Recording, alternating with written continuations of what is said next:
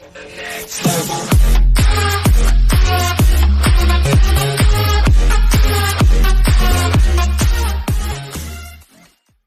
am white, my sister is black, and yes, we're biologically related.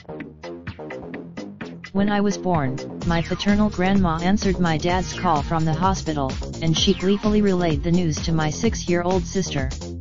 My sister's growing up in a blended, multiracial family in Oakland, CA, the complexity of her question isn't lost on me. Our mom, while our kinship made perfect sense to us, by elementary age, I realized it utterly confused other people. I remember tagging, I never equated the term half. These days, neither of us bothers with the half, probably because people don't require an explanation as much as they did 20 years ago. Over the last cup-related video today panel talks about the importance of teaching kids empathy provided by Today. Raindrop, drop top, smoking, no cooking the hot pot. Fucking on your bitch, yeah, that.